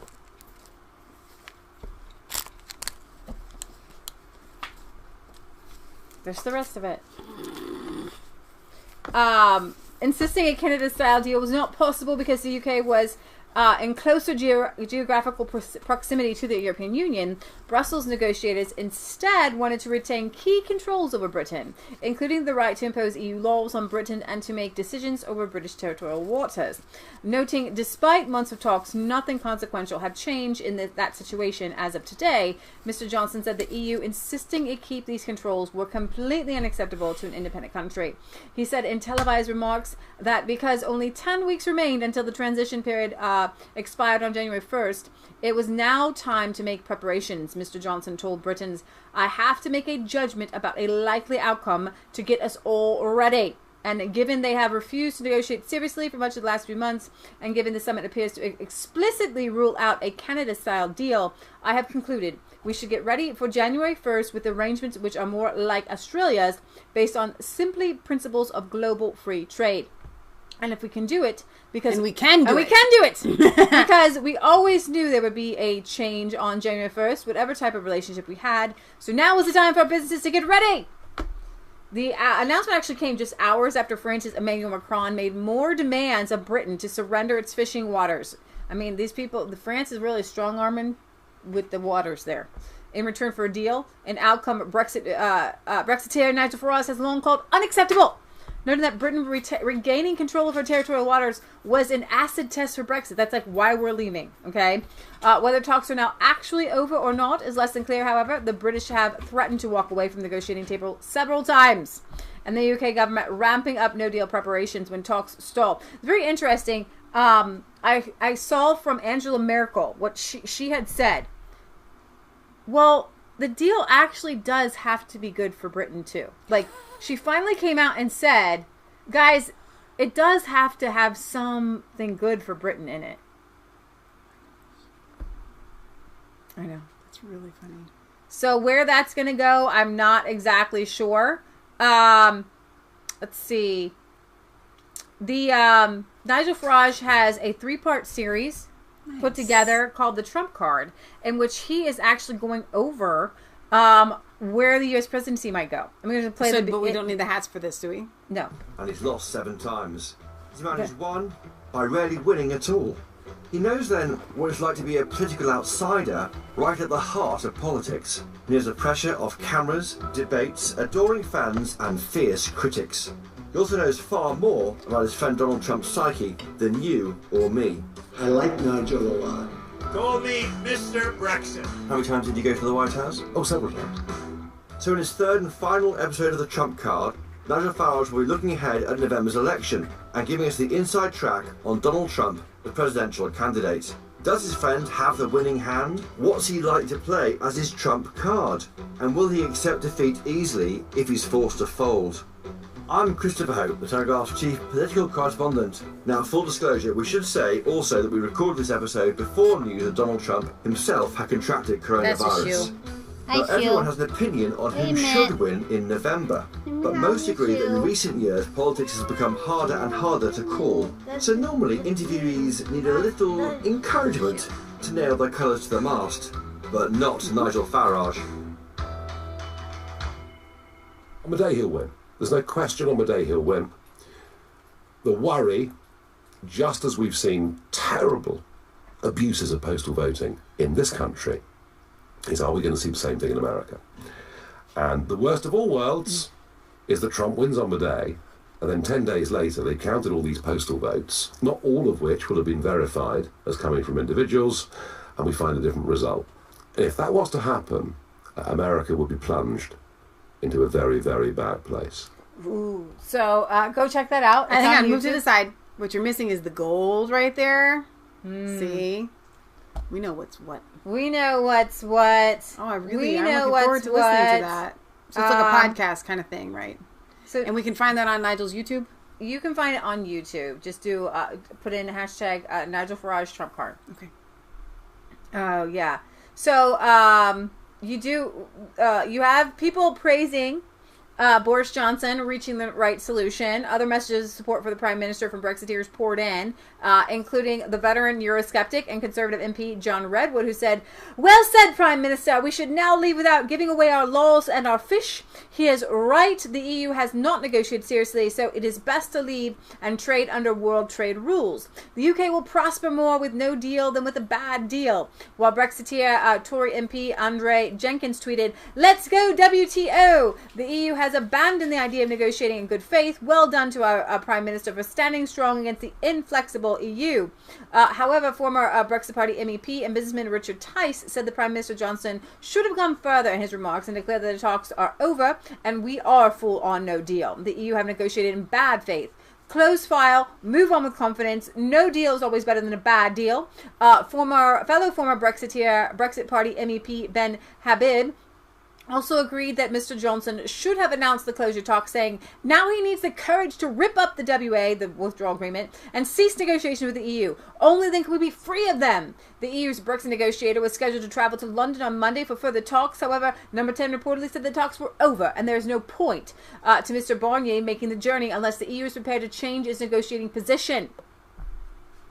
Wow. So, yeah. So this is really good news. Okay. I remember there was an initial date where that was last year with October 31st, right? And that never happened. And then we've waited an entire year and nothing. And we're now looking at January 1st, 2021 as exit day. Deal or no stinking deal. Now, Boris is coming out and he's officially saying, listen, these people are not sincere in their talks. They're not going to do anything. We need to prepare. It's going to be and Macron's big thing is the fishing waters too. So he thinks that they, the French. Well, and I didn't get a chance to watch your video before today's show, Barry, but he had sent me, and probably to you too, a YouTube video. But I actually stole what he said about it for part of our description. He said EU top brass and EU leaders are collapsing one by one over EU and UK trade deals. They've all ganged up on Macron over his hard line on French fishing vessels in UK waters, saying he is going to cost the EU the loss of a free trade deal with the UK. They are all desperate for a UK-EU deal, while the Brits don't want one, and pretty much all of the Brits are getting behind no deal now. And the title of the video was Isolated, EU collapses, Emmanuel Macron is completely isolated by the EU You're headed to January 1st. And it's just a couple months away. And Merkel is finally saying, German Chancellor Angela Merkel said that the European Union must accept the reality that a UK-EU trade deal must be beneficial to the United Kingdom as well as to the EU. Ms. Merkel, who currently holds the rotating presidency of the Council of the European Union, told a meeting of European mayors on Tuesday that we have to prepare for the event that there will be no agreement. We also have to take into account the reality an agreement has to be in the interest of both parties. And this is why people have been saying that you have not been negotiating in good faith. Because you're just now saying it. Right. It has to be... Listen, guys. It has to benefit both parties. You should have known we weren't going to come to a deal if it doesn't benefit them some. Yeah, I know. It's and that actually, that one line shows how the deals have been going since then. So, Britt Baza says the date of Bojo's deadline for no deal preparations was October 15th, 2020. Okay, gotcha. Thank you, Barry. All right, you guys ready for this one? We're ready. Matteo Salvini wears a Trump 2020 mask in the Italian parliament. No, he did not. Populist Senator Matteo Salvini sported a Trump 2020 mask. A Trump? A Trump 2020? A Trump 2020 mask in the Italian parliament on Tuesday. He might as well worn a mega hat. Greetings from the Senate. Stop My it. speech in a half an hour, tweeted Salvini on a Tuesday. Good evening, friends. No, he didn't. No, he didn't. He tweeted it out. He tweeted it out. I love this whole world. You know, here's the deal, guys. I'm not going to stay. When you start to get down, it's not as bad as they're making it out to seem. It's so great. We're winning. In his speech, Salvini lamented those in the Italian government who have extended the state of emergency on the COVID Chinese coronavirus, but have allegedly done nothing for Italy's and northwest regions. It's surreal, said Salvini. How did you steal that again? French President Emmanuel Macron went there, but nothing from Italian Prime Minister Conte. Zero money allocated, zero emergency. Help other countries, okay, but we impose readmission clauses. We give you the money, but you take back all the illegal immigrants who are arriving in Italy. No. He says, last month Salvini was the victim of a physical attack, actually, by a politically left-wing migrant during a campaign event. So thank you, Matteo Salvini. Work on that. I appreciate that. It really makes me. So, all right. The world is smaller than we think it is. And during one of Biden's town halls, Joe Biden, here in America, a guy running for president, he said he called totalitarian governments. He said Belarus, Poland, and Hungary. Well, Hungary and Poland did not take that very well. Them's fighting words, Joe. Okay? Joe Biden actually triggered this huge diplomatic row with NATO members Hungary and Poland after appearing to lump them with Belarus as totalitarian regimes, with the Hungarian government demanding answers on his family's alleged corruption in the Ukraine. You see what's happening. This is what Joe Biden says. You see what's happening in everything from Belarus to Poland to Hungary and the rise of the totalitarian regimes in the world. Who's writing this junk? As well as this president embraces, you might as well just put Kim Jong-un in there and President Xi, right? This president embraces all the thugs in the world. So calling Viktor Orban a thug, okay? Christian man, full of integrity. Said the 77-year-old presidential hopeful in a recent town hall. Biden's seeming comparison of Poland and Hungary, both European Union democracies and parties of the NATO Defense Alliance in good standing, with Belarus and other totalitarian regimes. What are you going to put them next to, like, Cuban dictators or something? Sparked outrage in both these countries, and rightfully so. With the Hungarian government, and my personal dream of meeting Viktor Orban to be his friend. Someone watching our show has to make that happen. Yeah. With the Hungarian government of Trump ally Viktor Orban launching... See, I really would like to be in a room with Nigel Farage, Viktor Orban, Matteo Salvini, a few translators, not just smiles and... Can we stick with one? No, but like... When is that ever going to happen? You know what? I don't want to meet Australia's Morrison, because he is a COVID jerk. Don't like him. What does that have to do with this right now? Well, I'm just thinking about all the good leaders. Okay. We may still remember the kind of... Gatlin! Just let her have it if everything's okay. Well, Well, then give him the big one. It's not a big one anymore. She chewed it down to nothing. Now I can't give it to him. Okay. Biden's seeming comparison to Poland and Hungary, both European... Oh, yeah. We may... Okay, so here we have... Go ahead. Take care of it. With the Hungarian government Trump ally Viktor Orban launching an all-out counterattack on the Democrats and Biden personally. Okay? This is what Viktor Orban says. We may still remember the kind of Central European policy the Democrats pursued for 8 years. We may still recall the continuous lecturing, accusations, and attacks railed the country's foreign minister, Peter... Oh, this is Peter Sciarto, in a video message uploaded to Facebook denouncing Biden's comments as having nothing to do with reality. Let's see if this thing is in English. See translation. I love this guy right here. Oh my gosh. I want to see the translation. Give me the translation. Is it going to be in English? It was just a little thing at the top. Definitely. You got to do it in English, buddy. You got to have a translator so you can go after. All right. Sciarto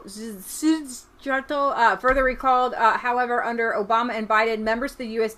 diplomatic corps in Budapest openly took part in opposition protests and published extraordinarily biased statements with the aim of supporting left liberal parties and attacking the Hungarian government. The foreign minister went on to note that Biden seemed particularly busy when it came to foreign policy under the Obama administration, suggesting that for a time, I exaggerate a bit, Biden spent more of his time outside D.C. in the Ukraine than in rural America. This was a time when his son happened to be a chief executive at a key Ukrainian energy company. This was also the time where there were deals in the Ukrainian energy sector that were suspected of being corrupt, the Hungarian continued. It would be best if Joe Biden could answer some of those old questions that have been out there for a while before attacking Central Europe, he said, adding, it would be great if Joe Biden could tell us why he put pressure on the Ukrainian government to fire its chief prosecutor and literally climbing the walls now. You're just going to have to take them outside, and I'm just going to have to finish the show. Come back in 5 minutes. Fire its chief prosecutor. And now all of this related to the investigation into his son's Ukrainian energy deals grinding to a halt. Come here. And NATO is on the risk of beginning to crack because they doubt our concern whether we're there. You see what's happening in everything from Belarus to Poland to whatever to Hungary.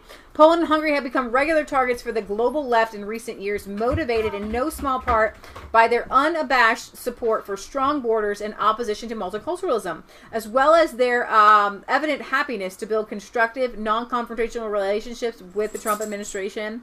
Within the broader context of the European Union, the pair are resented in Brussels, the principal base of the European Union's ruling bureaucracy, for their flat refusal to accept compulsory migrant redistribution quotas.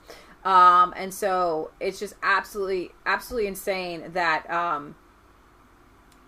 Joe Biden would come out to come after Hungary and Poland. So I just know that I'm on the right side of history when they do this, and it kind of makes me feel good, right? It kind of makes me feel like we're doing the right thing. Where did you put the dog? Kansas took him outside. Oh, okay. She came back down without a dog.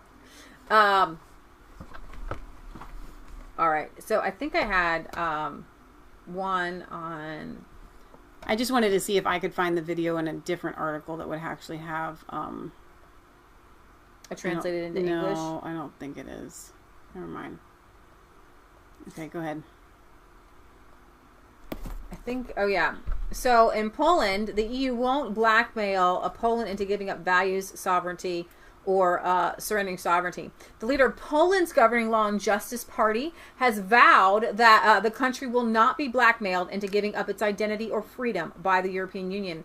Deputy Prime Minister Kaczynski, regarded by many as the power behind the proverbial throne in Poland, as he still heads the party from which Prime Minister Morawiecki and President Andrzej Duda were drawn, was responding in attempts by the EU institutions and the bloc's dominant left liberal governments in countries such as Germany to force Poland to give way on its conservative policies.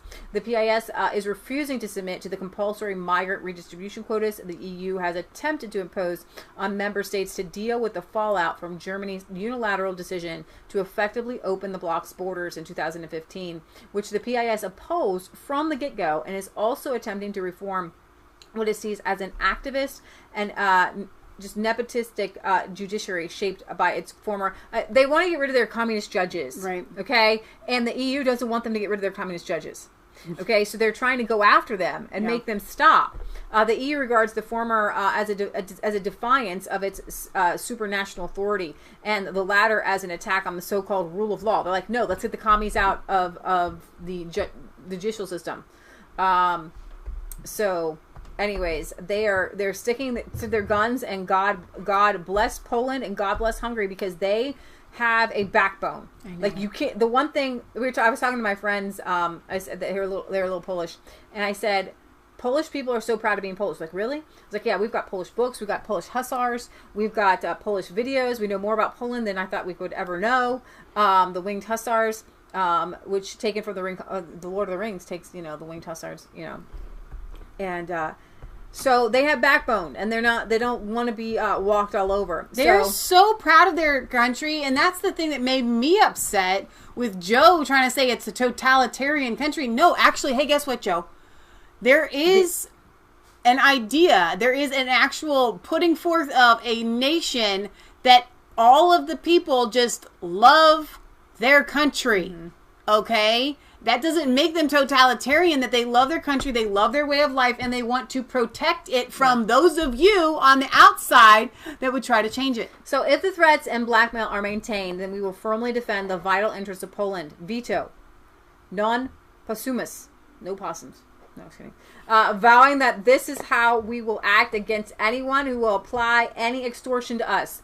The Polish senator compared this serious battle with those who want to impose their values on us within the EU, or even subordinate us to this country's experience under the Cold War era puppet government. We're not going to be that anymore. Right. During this time, he recalled, Poland was allowed to retain its separation from the Soviet Union and a degree of its Christian identity, but was nevertheless firmly under Moscow's control, with the church systematically repressed. Poland has also been clashing with the EU over its legal definition of marriage, as a union between man and one woman, opposition to same-sex couple adoption, as well as the creation of the so-called LGBT free zones by some local authorities in the country. These have been painted by left, liberal, and foreign media and politicians as places where being gay is forbidden, although in fact they were merely areas which have passed non-binding resolutions against things like lessons on transgenderism and same-sex intercourse in schools. Conservative politicians in Poland have suggested that the unusual amount of attention being paid to the issue in Brussels, where the president of the European Commission is a former member of Angela Merkel's government, is really just a way to punish the Polish government for its opposition to Germany's Russia gas projects. Wow. So, yeah.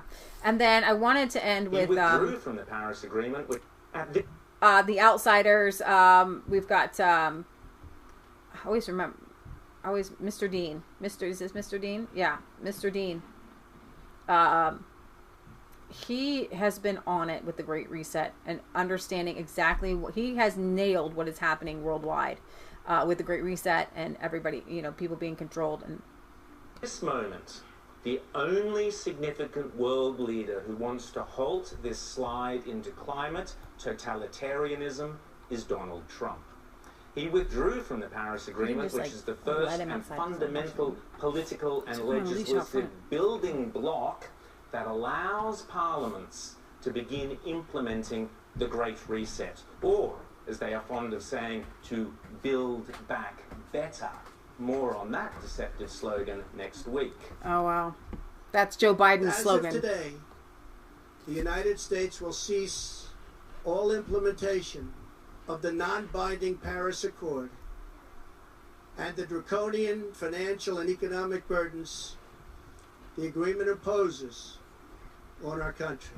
Compliance with the terms of the Paris Accord and the onerous energy restrictions it has placed on the United States could cost America as much as 2.7 million lost jobs by 2025. And if it costs American millions of jobs, it costs us jobs. Yet here in Australia, all our major parties and leaders are committed to the Paris Agreement, and by extension to the loss of prosperity and financial security that it imposes, particularly on the elderly, the poor, and of course on future generations. Disgracefully, the Scott Morrison government continues to pander to this left-wing neo-Marxist scam. And even worse, Matthias Cormann, once one of the few reliably conservative voices in the Liberal Party, paid lip service to the new religion of climate change, in French no less, in order to shore up his highly paid gig at the OECD in Paris. Nous sommes attachés à l'accord de Paris, he said, which will come in handy as he is wined and dined at La Tour d'Argent and Paris's finest restaurants. With all the major institutions now grovelling to the new cult of climate change, we are entering very dark days indeed. Literally, you try powering a modern city with solar panels and pushing water uphill. And make no mistake, climate change is a religion, gripped by the sort of religious zealotry, self-belief, self-flagellation, rituals, and unblinking intolerance, not seen in Christianity since the Dark Ages. Indeed, what the religion of climate change has in common with, for instance, the Inquisition, is that belief in the unproven theory that the climate is being altered because of man-made carbon dioxide emissions. Belief in this theory is so fundamental that it supersedes the law. In fact, it is the law, and only those who believe in this religion will be entitled to determine the law. That is the fate of the United States, and by extension, the Western world, if Joe Biden and Kamala Harris win the presidential election. Which they won't, don't worry. 80% of the world's energy still reliant upon fossil fuels. These religious zealots wish to plunge us all into some post-COVID dystopian nightmare of climate subservience. Here indeed is Kamala Harris, the woman who will almost certainly become president during the next 4 years if Joe Biden wins the election. Which he won't, don't Donald worry. Trump's nominee for the Supreme Court, Amy Coney Barrett, Watch the smug, sanctimonious She is so smug. self-belief and listen carefully to the sheer arrogance of this eco-talkamada. And tell me if this isn't a modern-day Salem-style inquisition. And do you accept that COVID-19 is infectious? I think, yes, I do accept that COVID-19 is infectious. That's something of which I feel like, we could say you take judicial notice of. It's an obvious fact, yes. Do you accept that smoking causes cancer? I'm not sure exactly where you're going with this, but, the notice that smoking causes... The question is what it is. You can answer it if you believe it's yes or no. Senator Harris, yes, every package of cigarettes warns that smoking causes cancer. And do you believe that climate change is happening and is threatening the air we breathe and the water we drink? Senator, again, I was wondering where you were going with that. You have asked me a series of questions that are completely uncontroversial, like whether COVID-19 is infectious, whether smoking causes cancer, and then trying to analogize that to eliciting an opinion on me that is a very contentious matter, opinion from me that is on a very contentious matter of public debate, and I will not do that. I will not express a view on a matter of public policy, especially one that is politically controversial, because that's consistent with the judicial role, as I have explained. She's so good. Thank you, Judge Barrett, and you've made your point clear that you believe it's a debatable point. So there you have it. If Biden and Harris enter the White House, only those who believe in the new religion of climate change will have any place in our brave new world. To even dare debate any of the fundamentalist dogma of climate change is to brand yourself a heretic. You have been warned. Aside from the topic of what he was talking about, climate change, she's just so unlikable. No one likes her. Oh, I know. But she would literally be the president because Joe Biden's not really running. On the topic of climate change, they don't believe in climate change. It's a religion Kamala for them. Harris doesn't believe in climate change. None of these people believe in climate change. It is a Trojan horse and an avenue through which they are trying to control the population. They are trying to do things through fear. Okay? But they cannot get the vast majority of the world population to be afraid of climate change the way that they thought. And they think that if they just keep pushing the narrative, if they do the King's New Clothes about climate change, that at least they can elicit we have to do something about it even without the fear, because the fear just isn't there. The fear is in young people, like the ones that we met at the Donald Trump rally last year. Absolutely. So anyway, yeah, that was an excellent clip. Guys, it's all about their religion, and their religion it's all made up stuff. They know and those imposing their religion don't even believe it. Right. They are selling a Bible of falsehoods that they know is not, they are not true. So, all right. Thank you, Leah. Excellent show. Thank you, guys. Thank you, Sean and Tracy. Oh, I said we were going to do the rest of the mail call, but I think we have to go. So we could just drag it out and do another mail call later on Friday, or what? Isn't it just well, the problem is, there's a card, and then the funny thing, and then this one from Harold. We may just have to do, I don't know, like an episode on that, because Harold sent me a big long email that I haven't even had a chance, I'm sorry, to read yet. And so I hate to open his package without having read it. Card. Okay. Lori sent a card. And then, you want to do the funny thing? Yeah, I guess so. Okay. I guess I'll do the funny thing because you already opened it. I don't know who sent it. Which one of you's jokers? Leah was literally, I want to tell a story, but I'll tell the story after Lori's card. Happy fall. Happy Halloween. Thanks so much for the great shows. We need more great American patriots like you to get the truth out there. God bless and happy Halloween. Best wishes, Lori Dice. Hope this finds in you the Halloween spirit, enjoying all the fun of this wonderful season with the ones who mean the most to you. Thank you, Lori. Happy fall cards. Appreciate that. Thank you. That is so fun. I love getting cards. It literally puts we've got the camera between us, but that brings it real and it makes it, real person. We love the cards. So anyway, Leah's story. Thank you, Lori. The story on this is that Leah loves to open the mail. She went to the post. No, I just did. Like, no, I will. I normally wait for you, but this, for some reason, it shook and it made and noise. you wanted to open it, and I love that you wanted to open it. Just that. I don't actually open the things before I get home. I let you open them. But and actually, I'm glad that Leah opened the thing. But I've also taken sometimes to opening up strange things before opening them on air. Right. So it did this noise, which I guess was supposed to sound like nuts to trick you. Were you convinced? No. You knew it was going to be something. Were you in the post office when you opened it? No, I was in the car. Oh, it would have been way better if you were actually in the post office. I would never, no. So I told Leah, I know what it does. I just haven't experienced it. I told Leah since she did open it, I would open it on air. I don't know which one of you sent this. You were on the phone. It was funny. It was hilarious. I cracked up laughing. I was like, that's what you think we're opening it up early. Okay, I still am afraid. Idea. What this is it reminds me of opening up the crescent rolls. Mm-hmm. Like, and I've said that before. You open it up and it's gonna explode. Okay, and I'm afraid of how bad it's gonna explode. I'm gonna open it at the camera. Whoa! Oh my gosh! How did you get these back in here? They're springs. Yeah, but you had to really work. There's 3 of them.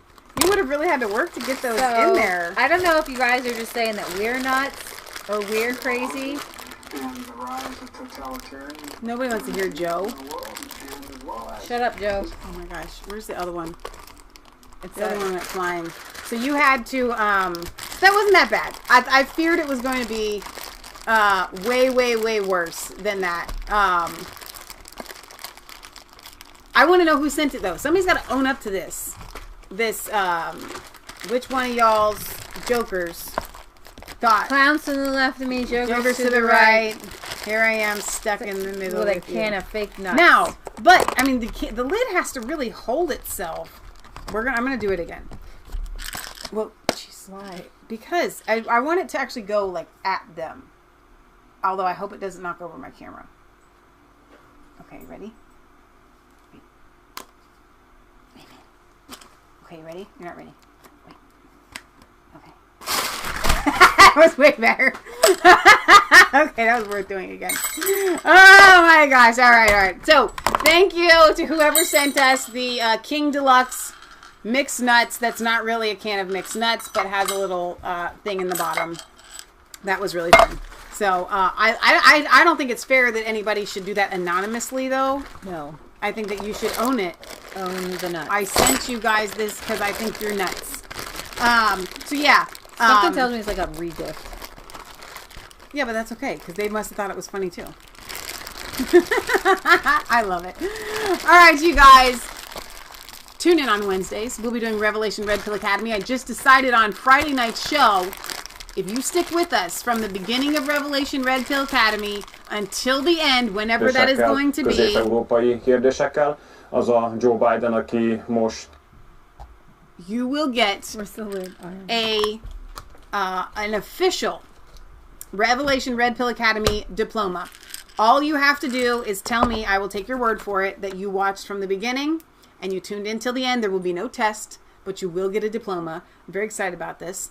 There'll be nice diplomas, and I'm going to send them in the mail. We will enjoy the rest. And we will enjoy the rest of this chocolate. Thank you. That is why Leah is not supposed to open the mail. Shrinking Mrs. C says, haha, hilarious. Mike Whitney says, duck. Where's the nuts? Britt Bond says, that's comical. Red had one. He said it was called a can of nuts. Had it since he was a kid. That's awesome. Okay, so we'll be here on Friday at 6 p.m. Eastern Standard Time for our weekly roundup of regular news. I can't tell you how much is going to happen this week, but it'll be a lot. Every day is a new day. I wake up so excited. Joe Biden's not going to, I guess he's going to make one appearance on Monday and nothing again until the debate on Thursday, the last couple weeks before the election. Will they ask him about Hunter Biden in the last debate? The moderators and will they get a moderator? No, she's anti-Trump, pro-Biden. It's unbelievable.